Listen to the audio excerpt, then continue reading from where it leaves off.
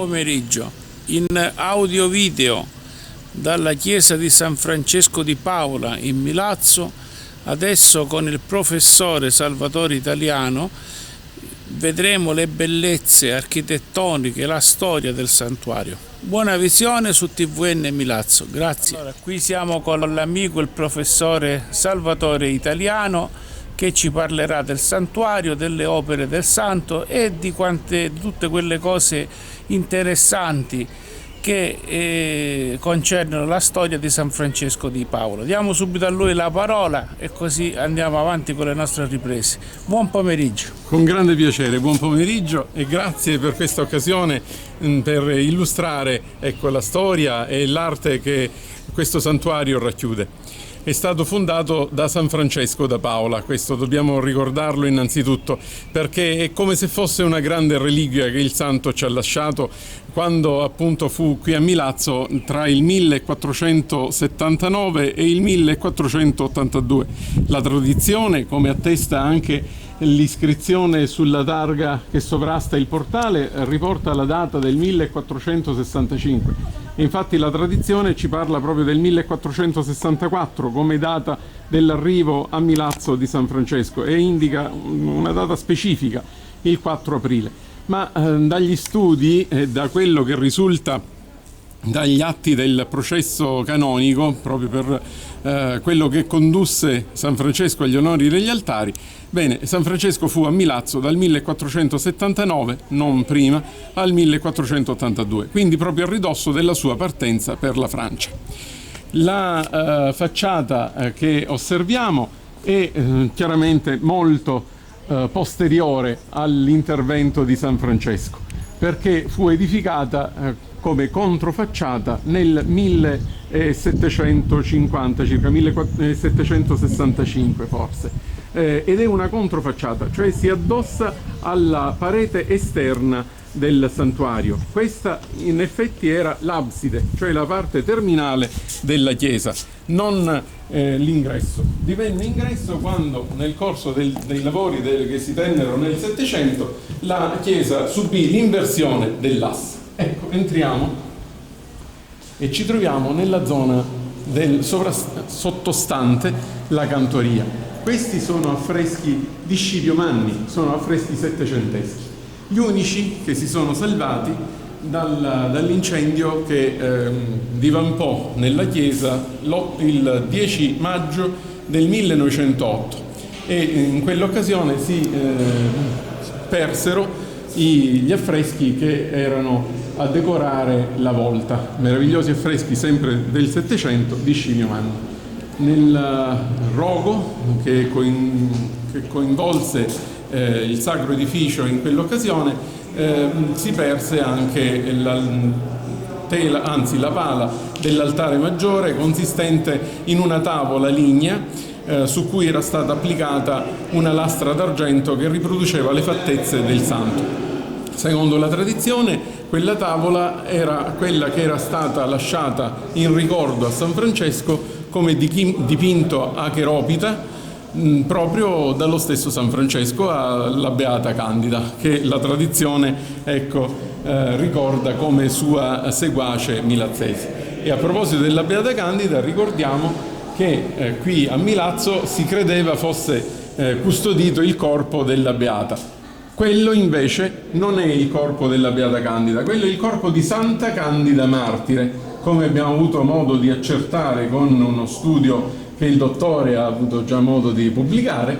Ecco, questo è il corpo santo, uno dei corpi santi estratti dalle catacombe romane e venne concesso al santuario sul tardo Settecento, abbiamo la data precisa, 1784. E in quell'occasione raggiunse Milazzo. La tradizione milazzese si impossessò di questo corpo santo e volle riconoscervi la Beata Candida, che invece era discepola di San Francesco. Ma lei visse nel 1400, a metà del 1400, e quindi non è possibile che si tratti del corpo della Beata Candida. Ecco. Ritorniamo a osservare questo meraviglioso santuario. Qui, dicevo, siamo nella zona sottostante la cantoria. Ci spostiamo al centro della navata. Iniziamo l'illustrazione dell'interno dagli affreschi della volta, che come dicevo sono del Novecento, essendo andati perduti quelli precedentemente realizzati da Scipio Manni. Il primo quadro raffigura San Francesco da Paola alla presenza del re Ferrante d'Aragona. Nella fattispecie abbiamo il miracolo della moneta spezzata dalla quale fuoriescono gocce di sangue. San Francesco, a modo di riprendere in maniera molto sostenuta, energica, risoluta il re, al quale ricorda il dovere di non vessare i sudditi, ma di prendersi cura di loro. Dalla moneta spezzata che il re Ferrante aveva donato assieme a un vassoio di altre monete d'oro al santo fuoriescono delle gocce di sangue, dicevo. E San Francesco dice: ecco, questo è il sangue della gente ingiustamente vessata. E così facendo richiama il re Ferrante ai suoi doveri nei confronti del popolo. Osserviamo adesso la vela centrale che raffigura l'apoteosi di San Francesco da Paola tra gli angeli. Uno gli mostra l'insegna Caritas, che è emblema dell'ordine dei minimi, e un altro sorregge il bastone, che è tipico attributo di San Francesco. Ricordiamo, se ne serviva non tanto per la sua veneranda età, ma anche perché da giovane aveva subito un grave incidente che lo aveva reso claudicante per tutta la vita. In questa ulteriore vela troviamo San Francesco alla presenza del Papa Sisto IV, al quale chiede con insistenza l'approvazione della regola che aveva trovato molte resistenze anche da parte dei cardinali, i quali non vedevano di buon occhio la creazione di un nuovo ordine. San Francesco riesce ad ottenere dal Papa, come una sorta di privilegio, proprio la poter fondare il proprio ordine. Nel catino absidale troviamo affrescata la moltiplicazione dei pani e dei pesci, il miracolo che Gesù compie per sfamare la moltitudine che lo segue e che ascolta la sua predicazione. Il dipinto è firmato e datato 1914, Vincenzo Severino.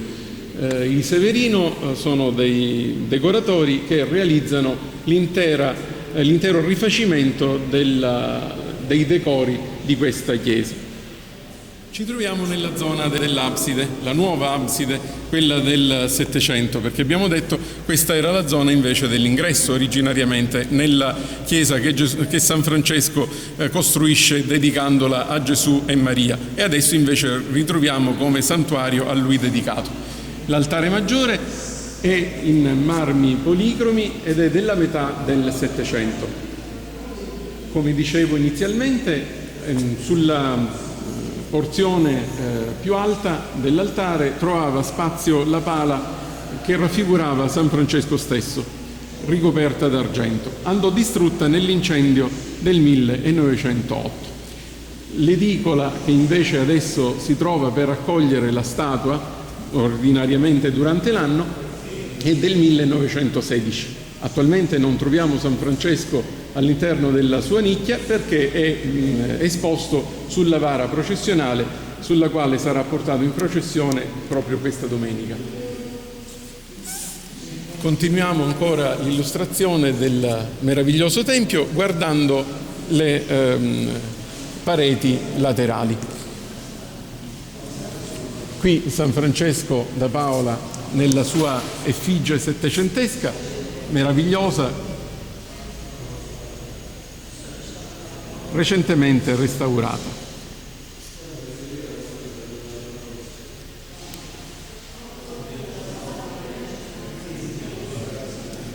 Notiamo come attributo specifico di San Francesco, oltre al bastone, la fascia che secondo alcuni studi è quella dell'ordine di San Gennaro, perché i Borbone decorarono San Francesco di questo insigne ordine della loro famiglia.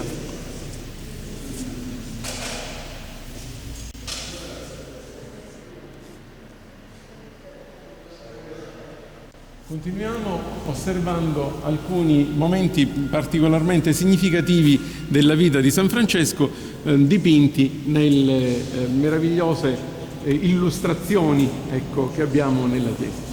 In questo caso San Francesco ridona la vista, anzi in questo caso proprio forma il volto a un bimbo nato deforme, tracciando con le sue mani i segni degli occhi e della bocca e i tratti, insomma, i tratti somatici.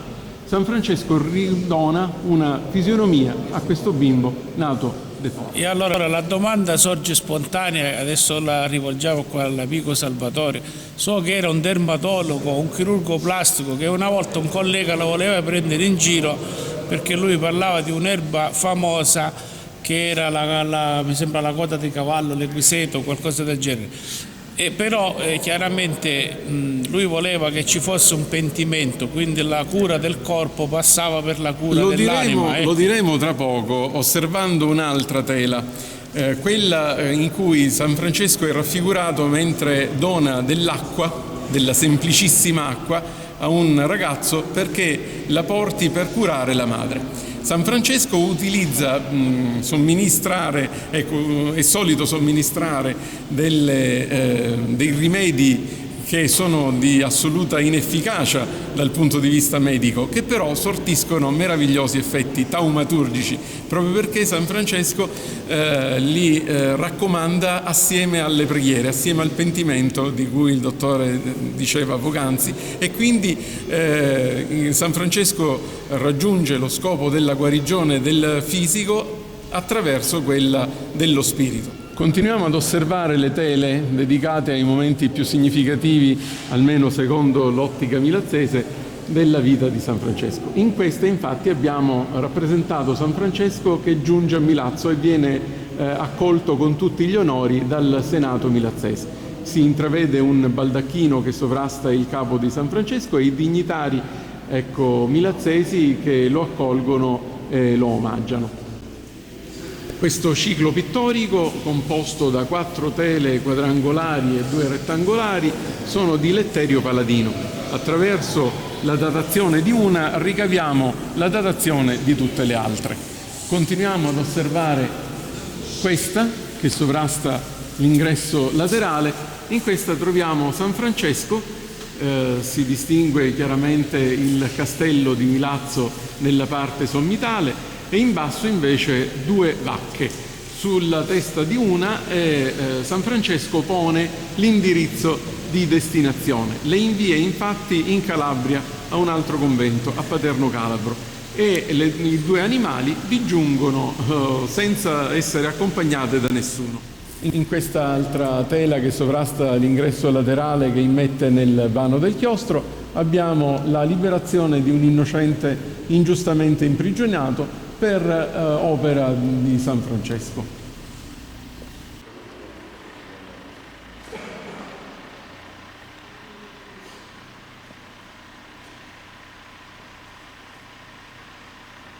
In quest'altra tela abbiamo proprio quello che anticipavo poc'anzi. San Francesco dona dell'acqua ad un fanciullo perché la porti come rimedio per la guarigione della madre. Peccato sono della semplice acqua un po' annerite. Sì, una di queste tele è stata recentemente restaurata. Queste attendono infatti anche un intervento che possa restituirle alla fruizione ottimale. Questa è la tela che avrebbe più urgente bisogno di essere risistemata, infatti nulla si scorge o ben poco. In questa sappiamo però essere stato rappresentato il miracolo della guarigione di un uomo colpito da un fulmine. E questa tela è quella firmata e datata da Letterio Paladino, 1723. Dalla datazione di questa, dicevo, ricaviamo la datazione dell'intero ciclo pittorico.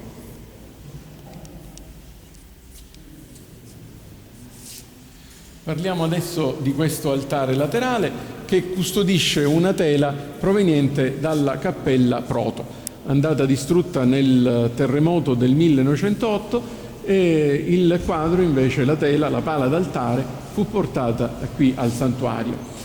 Sostituisce un'altra precedente tela che però andò distrutta nell'incendio del 1908. Vediamo raffigurati, oltre alla Vergine col Bambino, in basso Sant'Onofrio, poi San Francesco Saverio e San Giovanni Nepomuceno. Osserviamo adesso uno dei capolavori di questa magnifica chiesa, l'altare dedicato alla Vergine, che custodisce una preziosa immagine della Madonna col Bambino, opera di Domenico Gaggini, il capostipite dei Gaggini.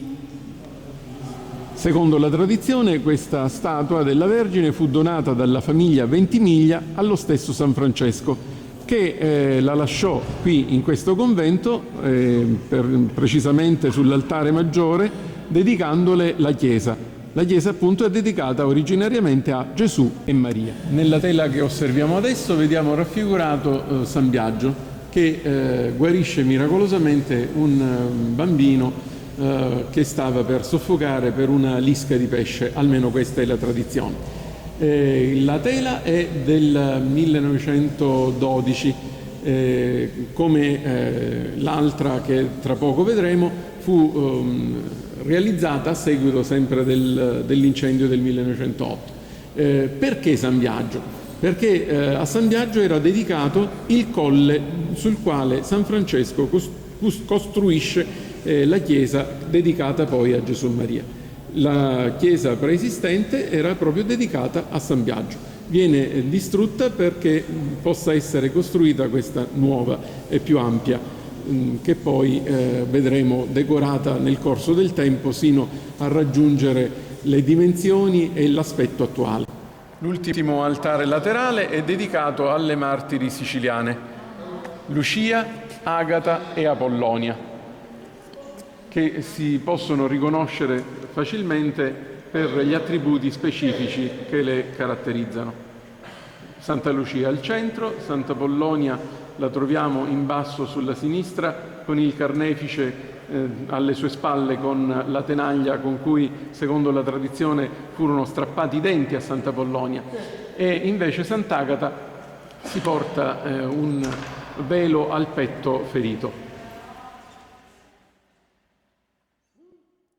La cantoria del 1700, siamo alla metà del Settecento, il trionfo barocco, con una meravigliosa grata che in termini tecnici si chiama gelosia. Sulla cantoria trovava posto l'organo che attualmente è in restauro. Speriamo di poterlo ricollocare al suo posto al più presto. Adesso ci rechiamo in sacrestia, dove osserveremo un meraviglioso grande armadio a parete del XVI secolo, ricco di intarsi e intagli.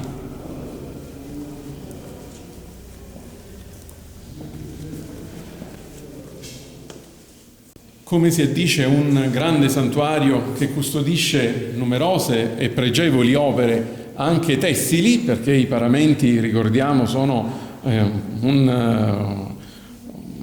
una ricchezza, ecco, anche del santuario, del tesoro del santuario, e venne realizzato questo grande mobile per raccogliere tutti i paramenti utilizzati per le sacre funzioni. Al centro il crocefisso in cartapesta.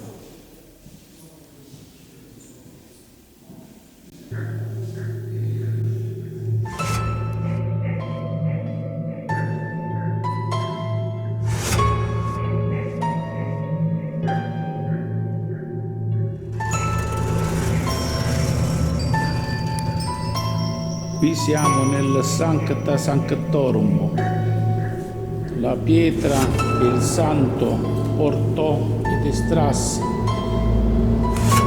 personalmente dal pozzo.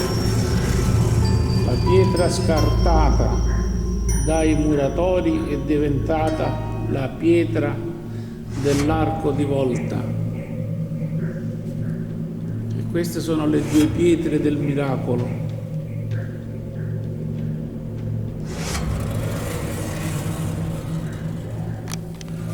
Allora, io so di un miracolo famosissimo. Il santo taglia la corda di un impiccato che già da 3 giorni pendeva e puzzava qui a Milazzo. Ce ne vuoi parlare? Sì, non è avvenuto in questo santuario, ma nella periferia di Milazzo, perché San Francesco, venendo per la prima volta a Milazzo, viene colpito da questa vista terribile di un cadavere penzolante dalla forca degli impiccati.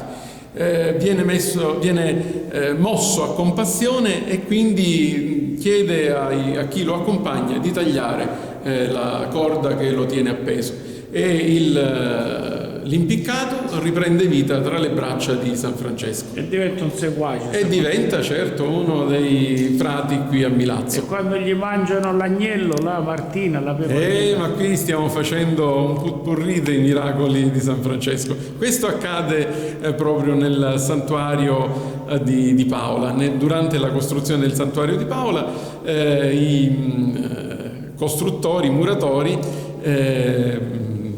vedendo questo agnello che è una sorta di animale da compagnia per San Francesco, pensano di utilizzarlo per un lauto banchetto e, approfittando di un momento di assenza del santo, gli fanno fare questa brutta fine. Lo cuociono nella fornace che era lì per cuocere proprio la calce per la costruzione della chiesa. E quando San Francesco ritorna, non trovando l'agnellino, lo chiama e capisce quale sorte ha avuto e si reca proprio alla fornace e lo chiama lì dove i muratori avevano gettato la pelle e le ossa, e l'agnellino fuoriesce sano e salvo dalla fornace. Siamo tornati in chiesa per osservare la trave del miracolo. Dopo le pietre del miracolo, la trave del miracolo.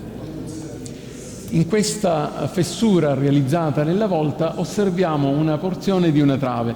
La tradizione ci racconta che San Francesco venne chiamato dai muratori, i quali avevano già posto la trave lì dove doveva essere collocata, ma non potevano fissarla perché più corta di quanto necessario.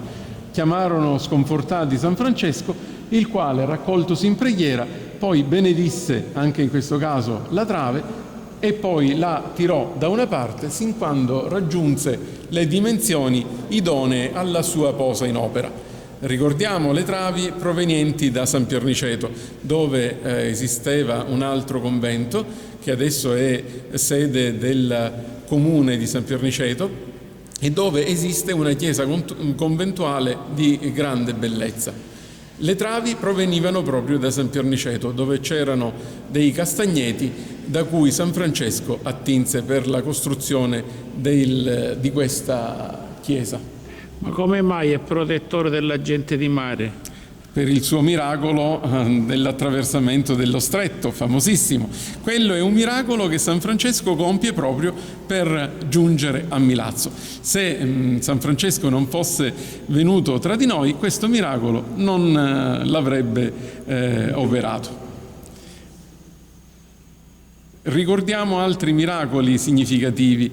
Abbiamo parlato del pozzo scavato prodigiosamente con l'estrazione dei grossi massi, ma ricordiamo anche che San Francesco con il semplice tocco del bastone fa scaturire miracolosamente più volte delle sorgenti. O taglia l'albero pure. O taglia l'albero. Se non tagli pure. Bastonate a uno, andò col bastone e tagliò l'albero. Lì c'era la lite di due fratelli che si contendevano un gelso. Sì. E per comporre la pace tra i due fratelli, divise un albero che fece spostare a praticare una strada lì dove c'era l'albero originario, quindi metà da un lato, metà dall'altro. Si dice pure ora tra il serio e il faceto che un signore rubò il bastone famoso di San Francesco e la mattina si trovò mazziato e lo restituì, può essere? A Milazzo si ricordano diversi episodi che riguardano delle presunte bastonate ricevute da San Francesco. sempre a fin di bene.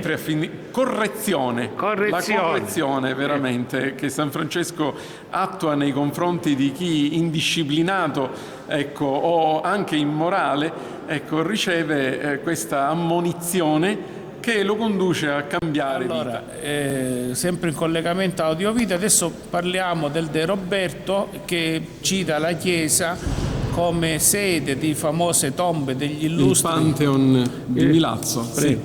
Per assicurarsi un posto in paradiso, i nobili milazzesi fanno a gara per assicurarsi anche qui un posto per la sepoltura, dici quanto più vicino insomma a San Francesco, e come di meglio si possa fare nell'ambito della chiesa. Proprio per questo abbiamo sul pavimento numerose lastre tombali che coprono le sepolture di numerose famiglie gentilizie. Il tempo ormai ha consunto le iscrizioni, alcune delle quali però ancora resistono. Notiamo però i diversi stemmi che sono indicativi delle famiglie che vollero realizzare le loro sepolture nella chiesa. Bonaccorsi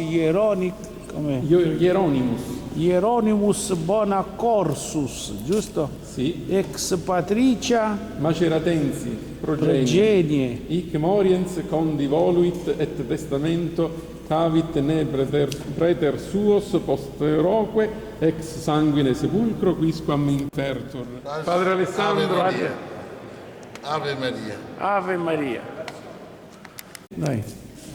Il santuario, ben oltre la morte di San Francesco, fu sede di continui prodigi, non ultimo quello di una palla di cannone che lo colpisce il 20 luglio del 1860, ma che non produce alcun danno. La vediamo all'esterno. San Francesco replica il miracolo della bomba inesplosa proprio a Paola, dove una bomba in un bombardamento aereo centra il convento, ma pur sfondando 3 solai cade senza ulteriore danno per la struttura e neanche per i frati. Ci troviamo all'esterno del santuario, in quella che fu la quinta scenografica realizzata nella metà del Settecento per dare ulteriore lustro a questo meraviglioso monumento. Aspettiamo, hanno già finito le campane, ecco. L'impianto scenografico è evidente. San Francesco accoglie il navigante che arriva via mare. Infatti così la chiesa si vede nitidamente da chi viene per mare, e nella concezione settecentesca doveva essere il culmine di una scalinata che avrebbe dovuto raggiungere la marina di Milazzo, la marina di Levante. Il progetto poi non fu compiuto, ma rimase la realizzazione di queste 2 rampe che dalla via San Gennaro portano al piazzale San Francesco. Al centro, dove si congiungono le rampe, troviamo una statua di San Francesco del 1760. Ringraziamo gli amici che ci hanno seguiti, ringraziamo il professore Salvatore Italiano. Grazie a voi. Preziosissimo, veramente maestro. Lieto di poter essere utile. Grande Virgilio che ci ha spiegato i luoghi. Grazie e buona visione, alle prossime. Grazie Ciao. a voi. Buona da Claudio serata. Italiano e da Salvatore Italiano. Ciao. Alla prossima.